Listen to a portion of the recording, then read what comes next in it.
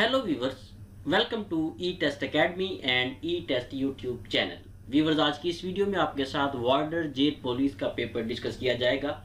Viewers, ये warder jail police का paper ETA testing service है। इसने आज ही 12 मार्च 2022 को कंडक्ट किया था। हमारी पूरी कोशिश है, जैसे हम साबका पेपर्स को डिटेल के साथ डिस्कस करते हैं, आज के इस वार्डर जेल पुलिस के पेपर को भी मुकम्मल तफसील के साथ आपके साथ डिस्कस करें, ताकि आज पेपर में जो कैंडिडेट शामिल हुए हैं वो चेक कर सके कि उनके कितने सवाल ठीक हैं, उनके कितने नंबर्स पेपर में आ सकेंगे। और फ्यूचर में जब भी इस वीडियो लेक्चर को देखा जाए तो देखने वाले को ज़्यादा से ज़्यादा फ़ायदा हो सके। व्यूअर्स, हो सकता है आपने इस पेपर को पहले किसी और वीडियो में देख लिया हो या आप इस पेपर को पहले डिस्कस कर चुके हो, लेकिन अगर आप चाहते हैं कि ज़्यादा से ज़्यादा नॉलेज गेन कर सकें तो हमारी इस वीडियो को लाजमी देखें।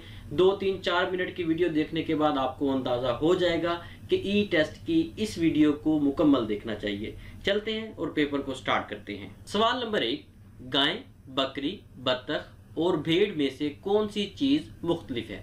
व्यूअर्स, ये ओरिजिनल पेपर हमें मौसूल हुआ है, लेकिन पेपर जो है वो काफ़ी डिम है, उसे डिटेल के साथ डिस्कस नहीं किया जा सकता, इसलिए हम इसे ई टेस्ट यूट्यूब चैनल की स्लाइड्स पे डिस्कस कर रहे हैं। व्यूअर्स, गाय, बकरी, बत्तख और भेड़, इन चारों में जो डिफरेंट है, जो मुख्तलिफ है, वो बत्तख है।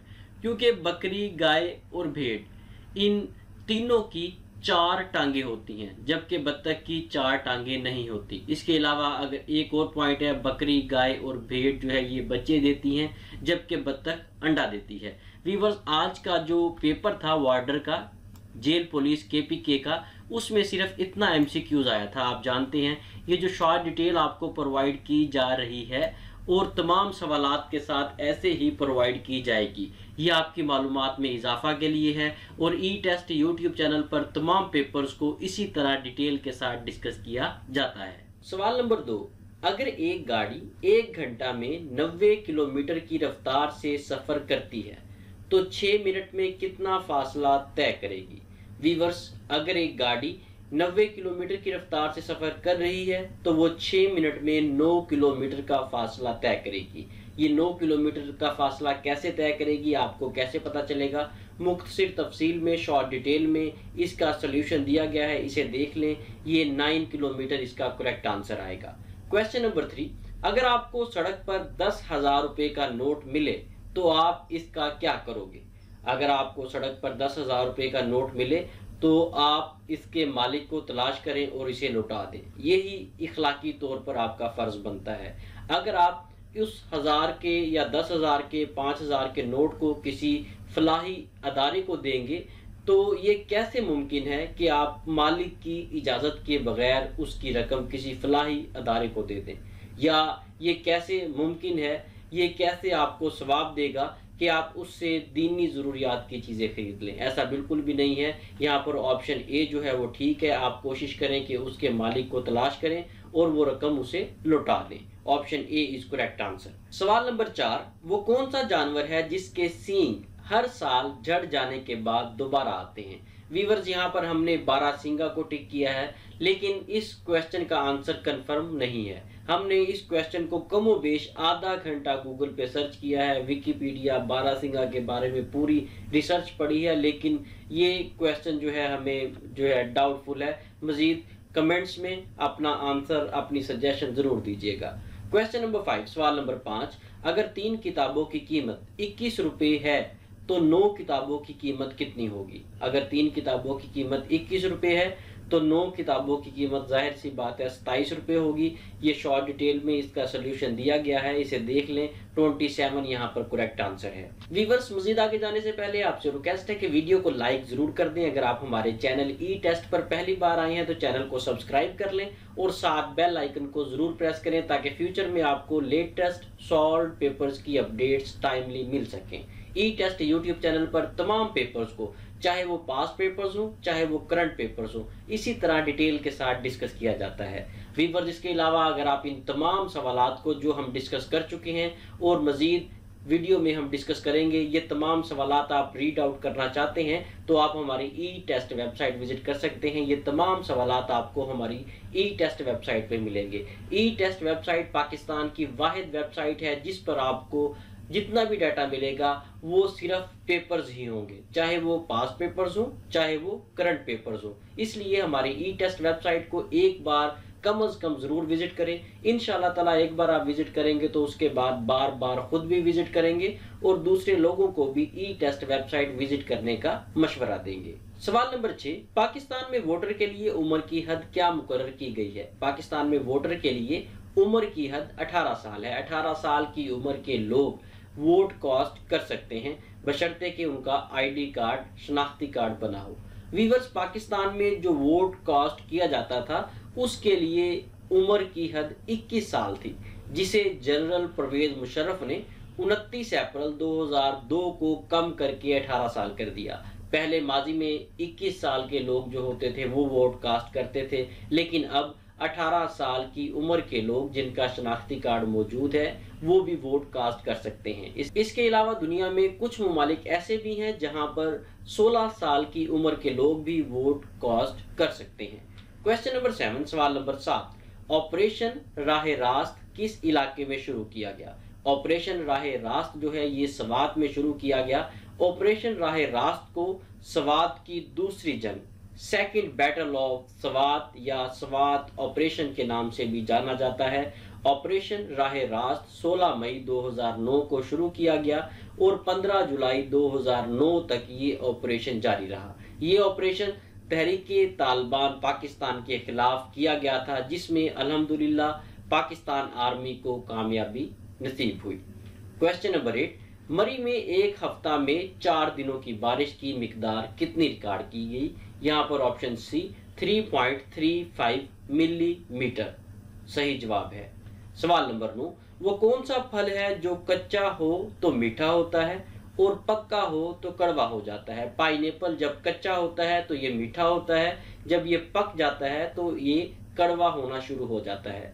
सवाल नंबर 10, चरगे कद से क्या मुराद है? चरगे कद से मुराद है बदकिस्मती। ऑप्शन सी यहाँ पर सही जवाब होगा। वीवर्स, नोट कर लें, ई टेस्ट एकेडमी ने कांस्टेबल पुलिस केपीके के नोट्स तैयार कर लिए हैं। अगर आप कांस्टेबल खैबर पख्तूनख्वा पुलिस के नोट्स बजरिया डाक मंगवाना चाहते हैं तो हमारे व्हाट्सएप नंबर पर राब्ता करें और घर बैठे केपीके पुलिस कांस्टेबल के नोट्स बजरिया डाक मंगवाएं। इसके अलावा आप हमारी ई टेस्ट वेबसाइट से ऑनलाइन ऑर्डर करके भी नोट्स बजरिया डाक मंगवा सकते हैं।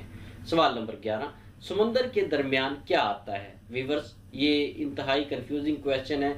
आप दोस्त भी आप लिख सकते हैं, बहरी बेड़ा भी, जजीरा भी, ये तीनों चीजें जो है समंदर में आती हैं, लेकिन इसका जो सही जवाब है वो ऑप्शन सी है, नून।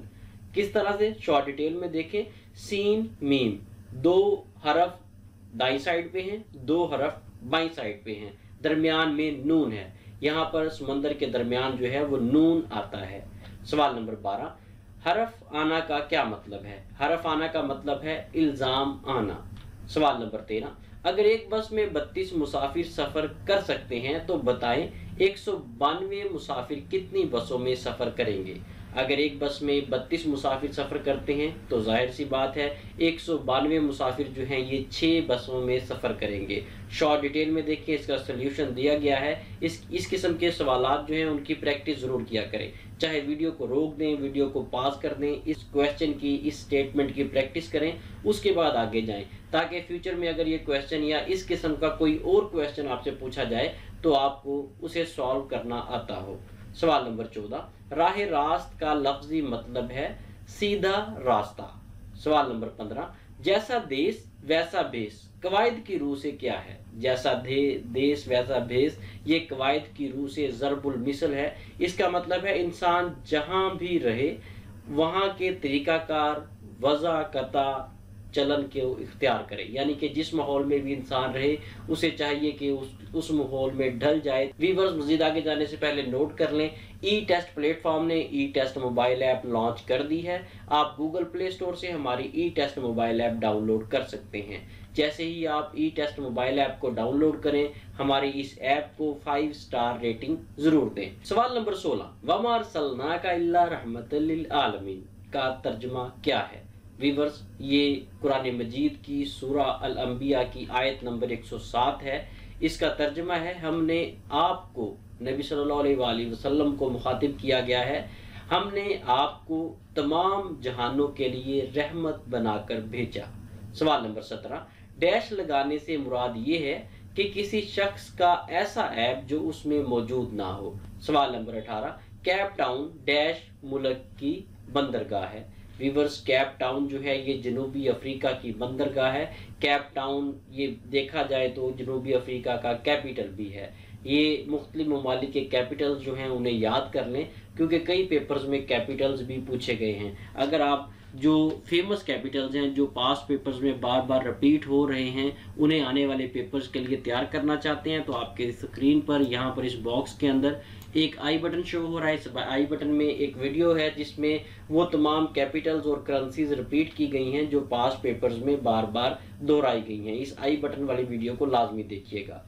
सवाल नंबर 19, सबक आराम व सुकून सनफ के लिहाज से क्या है। वीवर्स ये जो सबक है आराम व सुकून ये एक ड्रामा है। इस ड्रामा के मुसन्निफ का नाम इम्तियाज अली ताज है।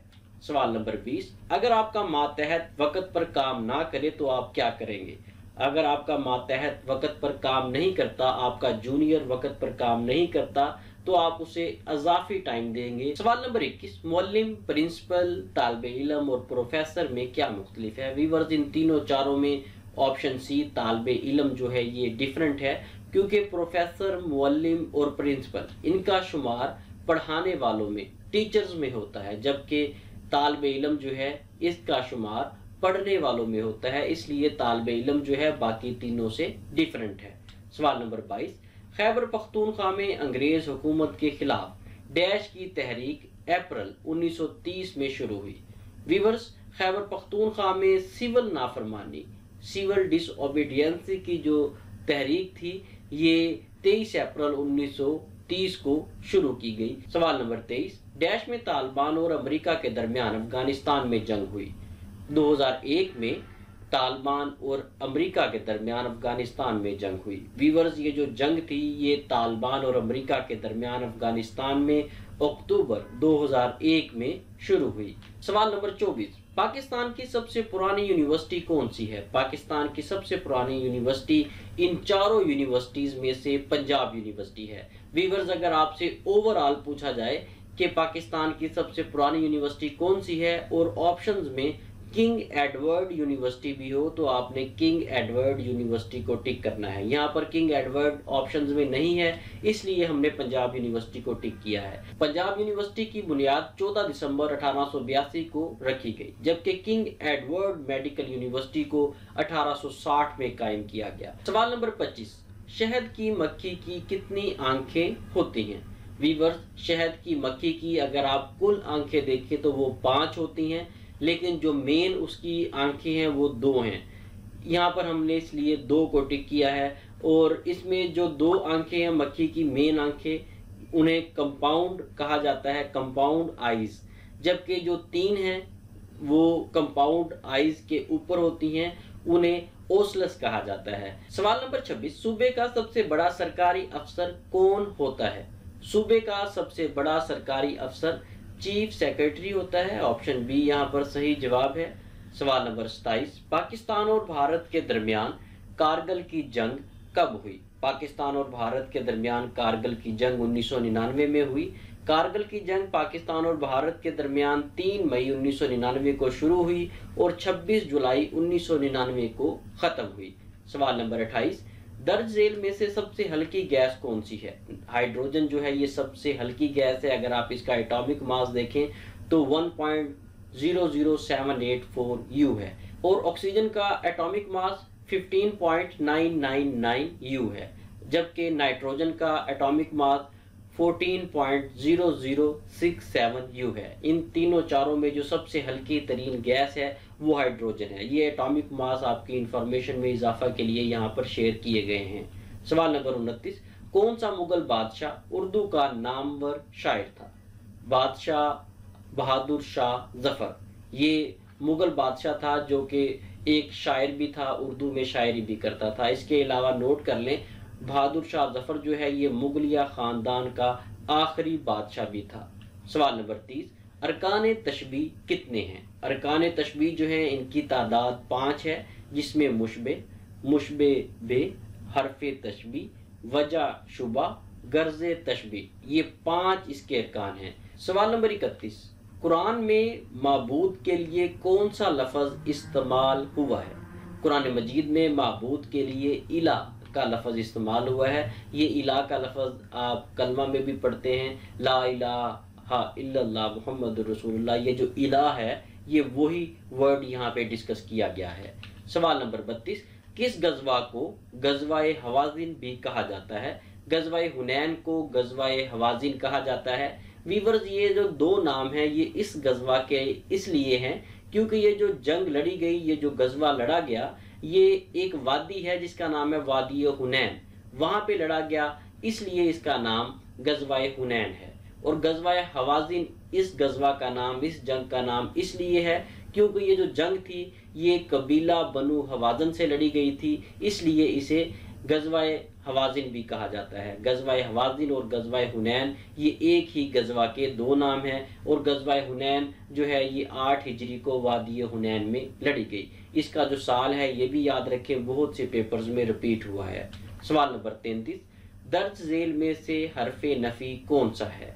इसमें ऑप्शन सी जो है नहीं मत, ये हरफ नफी है। हरफ नफी ऐसे अल्फाज होते हैं जो किसी बात की नफी करने के लिए इस्तेमाल किए जाते हैं। सवाल नंबर 34, गुलाब का फूल खूबसूरत है, इसमें फेल नाकिस का इंतखाब करें। गुलाब का फूल खूबसूरत है, इसमें फेल नाकिस जो है वो है। यहाँ पर ऑप्शन सी जो है सही जवाब है।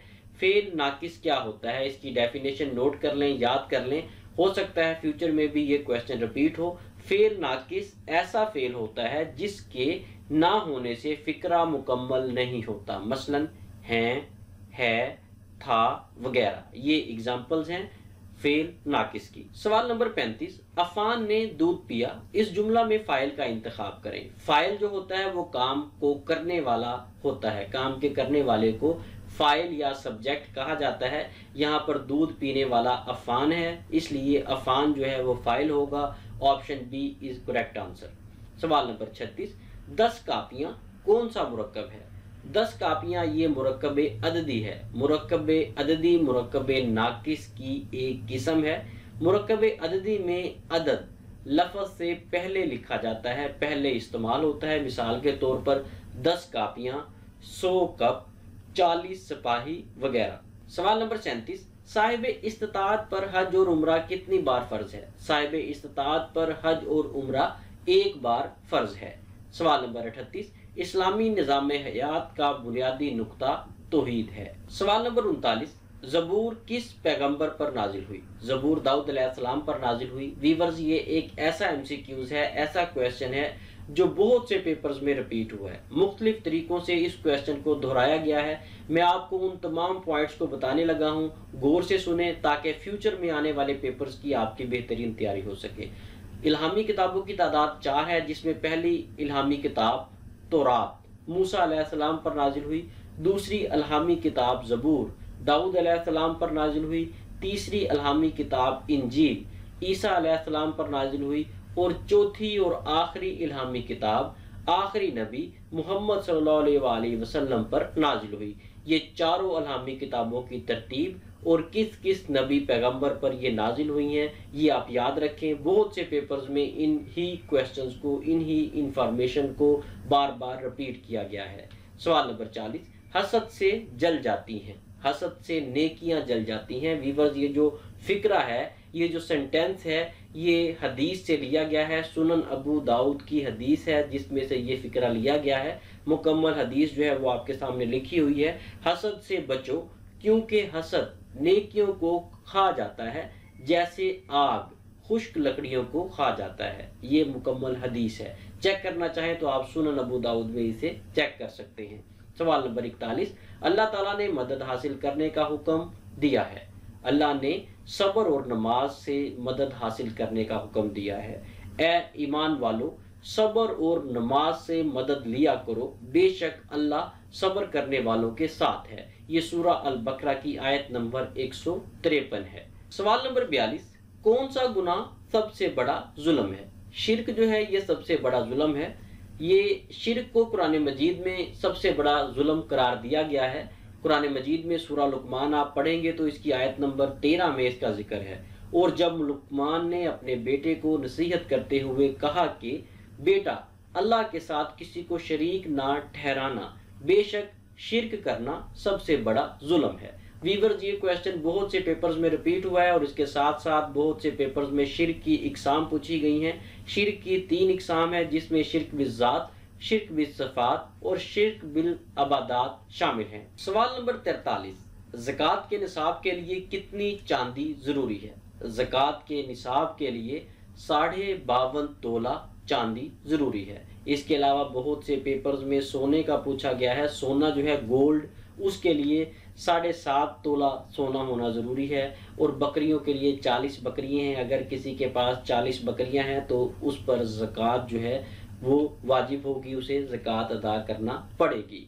सवाल number 44, here are your shoes, I dash them. खाली जगह में ऑप्शन बी आएगा, हैव जस्ट क्लीन।